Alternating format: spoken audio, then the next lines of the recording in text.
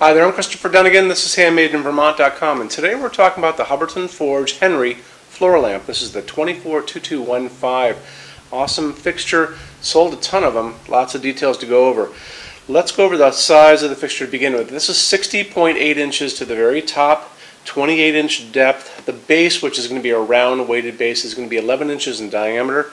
Now let's get into a couple of quick things. So you'll notice it's an articulating piece. So basically you'll notice you have arms coming up and then kind of going down. Where they connect on the little, we're going to call them corners, there's a place where you can kind of loosen a dial, and it's going to allow this to go up and down. So there's a couple different places where you can move this around and kind of position that shade in different places. So if you guys are going to be using this as a reading light, you can kind of get it to really focus down. Maybe you're knitting, who knows, could be a lot of things. But it's a great way that you can kind of bring this up and down. It doesn't articulate back and forth this way, left to right, because you can basically just turn the lamp and move it. So that makes a lot of sense. But it's pretty cool. There's also some pendants that do the same thing. That actually they're technically sconces that go on the wall. There are swing arm sconces, and you should check those out. So this is going to be using a dimmable socket. It's a medium base socket, and it has a dimmer built right into the socket itself. There's a circuit hiding right here. It's not a three-way. It's a smooth transition, so you can hear it click on, and then it'll go to full power, and then you can click it back off again. The recommended bulb is going to be an A19, and that is just the size of the bulb, so it doesn't crest the bottom of the shade itself. When you get into what you can put into it, it's going to be a max of 60 watts. It's just a recommended one for the socket itself because of the heat generated by an incandescent bulb. If you guys want to do an LED, there's really no limit whatsoever. You can put in whatever you like.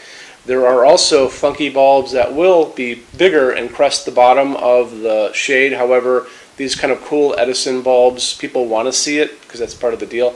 And you can get these in LED, and you can get these in incandescent, so keep that in mind. I, in my own showroom, have this fixture on display, and what I'm using is a 60-watt BT15 Sylvania halogen. So, because people come in all the time and they say, you know, what can I put in this thing to make it, you know, I want to see the most amount of light. So a Sylvania or any BT15 halogen is really a bigger bulb that has a little tiny bulb hiding inside it that you can handle easily and just screws into a medium base socket. So it's also halogen's beautifully dim, but you know, you can use LEDs in this too, and there are tons of LEDs out in the marketplace. You know, some of them aren't going to be so pretty for something like this guy. But you know, when you get into these other ones that are clearer, you can find LEDs in up to 150 watt equivalent without a problem. A19 is kind of the recommended size, but if you wanted to, you could do an A21, and you can get, you know, with an LED, a ton of light out of it. Make sure you buy your LED in the color temperature that you're looking for. So if you like the warmer light, which is 3000 Kelvin, that's what's on my hands right now coming from these LEDs, that is, again, 3000 Kelvin. If you like the whiter outdoor light, they call it daylight, that's 4000, 5000, and that's going to be that whiter light. So it's really up to you guys. Just make sure it's a dimmable bulb when you guys do that, okay? So moving on from there, why don't we talk about finishes on this? A little tricky.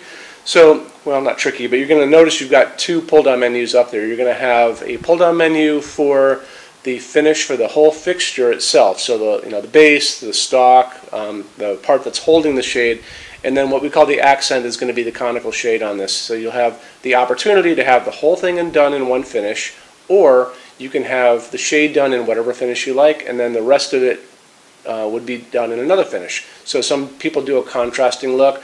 They might do a bronze on the shade and black on the fixture, which is I think what we have in our showroom. Anyway, we have a finishes help guide on our website. It's going to be in the left-hand side of the screen over in the red tab. So open that up when you guys are done with this video.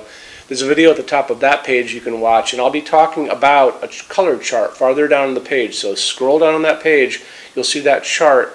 It'll have all the Hubbardton Forge finishes, which I'll be talking about in the video up above. When you're done watching that video, go back down to that chart, and you can click on any of the pictures that you see down there, the finished pictures, and a bigger window is going to pop up and show you a lot of different Hubbardton Forge lamps and fixtures in that finish. So if you want to see a bunch of stuff in bronze, click on bronze. Want to see a bunch of stuff in natural iron, click on natural iron, and so on and so on. The other thing is the rivets that are going to be holding the conical shade to the fixture itself. those are always going to be brass. So it's just a little detail you guys should know. Okay, so I think that kind of covers most of the things on this. Our showroom in Vermont has over 350 Hubbardton forged fixtures spread across 2 floors. We have this one on display, like I mentioned before. You can see everything that we have here, including what combos of finish and glass and shades they're in, because we have a what's on display page. It's over on the left-hand side of your screen in the red tabs. So if you click on that, it'll show you everything that's here. In addition to that, we have a clearance center. So what clearance center things are returns, discontinued things, and showroom samples, and they're 75% off MSRP. It's an amazing deal for you. You have to come here to use it. If you are going to come visit us, do me a favor, measure everything you guys can think to measure. So measure your ceiling heights and your table widths and lengths today, and not on Thanksgiving Day, because everybody makes those bigger.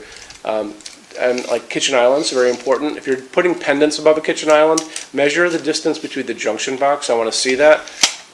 And also, if you have an iPad, take pictures of everything. That's a great thing to do, and we can kind of go through all that stuff when you guys come over to use our showroom. Also, bring a good-sized SUV, because clearance item things are generally still packed up for shipping, and the boxes are a little on the bigger side.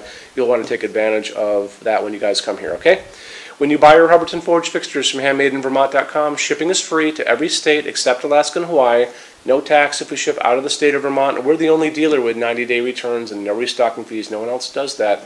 Some larger items are going to be non-returnable. Those are going to be generally big things, mostly on pallets, and all custom things. So we're all going to always talk about that ahead of time, so there are going to be no surprises. And we also offer a rush program. Hubbardton Forge doesn't stock anything. That's how you're going to get all these finish options to play with. Generally takes about 3 to 4 weeks to get product out. I can cut that time in half, and it's very inexpensive. If you want to know more about that, just drop me a quick email, sales@HandmadeInVermont.com, and we spell out the word Vermont, okay? So if you guys have any other questions, let me know. We'd love to see you in our showroom, and thanks for stopping in. Take care. Bye-bye.